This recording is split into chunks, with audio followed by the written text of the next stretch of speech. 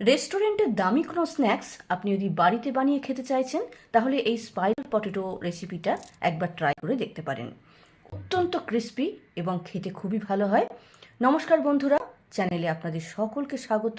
চলুন খুব তাড়াতাড়ি আমরা রেস্টুরেন্টের এই দামি রেসিপিটা বাড়িতে খুব সহজে এবং সামান্য খরচে বানিয়ে নিই।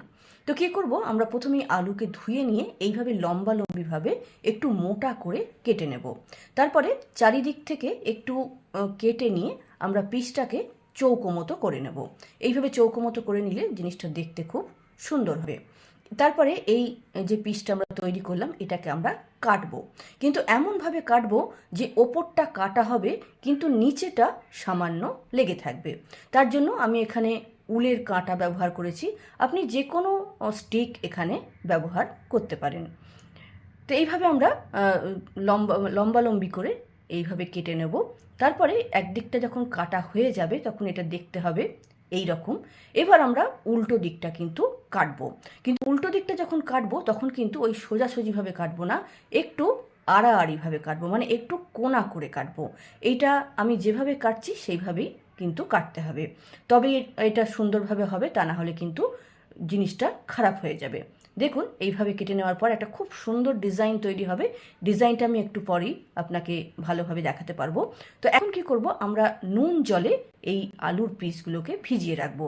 তার জন্য 1 চামচ নুন আর খানিকটা জল এখানে মিশিয়ে আলুর পিসগুলোকে 20 মিনিটের জন্য আমি ভিজিয়ে রেখে দিয়েছিলাম। 20 মিনিট পর আপনি দেখুন আলুর পিসগুলো কতটা নরম হয়ে গেছে এবং ডিজাইনটা সম্পূর্ণভাবে দেখা যাচ্ছে।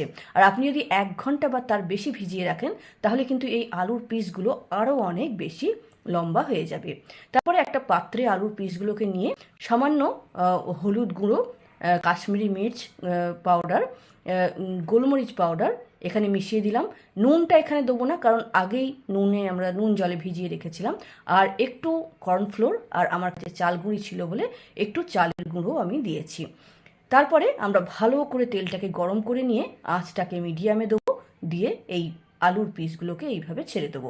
একটা পিঠ যখন একটু হয়ে আসবে সুন্দরভাবে তখন আমরা এইভাবে উল্টে পাল্টে পিসগুলোকে কুড়কুড়ে করে ভেজে নেব। এইভাবে ভেজে নিলে 1.5 থেকে 2 মিনিটের মতো একবারে ক্রিস্পি সুন্দর স্পাইরাল পটেটো তৈরি হয়ে যাবে। এটা রেস্টুরেন্টে খেতে গেলে অনেক বেশি দাম লাগে, বাড়িতে কিন্তু খুব সামান্য খরচেই তৈরি করে নিতে পারবেন। রেসিপিটা কেমন লাগলো অবশ্যই লিখে জানাবেন।